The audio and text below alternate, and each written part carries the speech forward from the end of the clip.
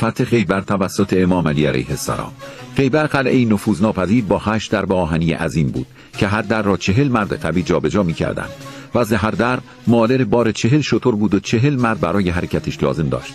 یهودیان خیبری پشت این درب‌ها سنگر گرفته بودند و مسلمانان پس از چند روز محاصره نتوانستند آن را باز کنند. پیامبر اکرم فرمودند: فردا پرچم را به مردی می‌دهم که خدا و رسولش را دوست دارد و جنگجویی است که هرگز فرار نمی‌کند. فردای آن روز پیامبر پرچم را به دستان مبارک امیرالمومنین علیه السلام سپردند. حضرت علی علیه السلام به سمت قلعه رفتند. یهودیان از بالای دیوار تیراندازی می‌کردند. مولا علی علیه السلام با قدرتی الهی با یک دست درب را از جا کندند، آن را به عنوان سپر برداشتند و جنگیدند تا قلعه فتح شد.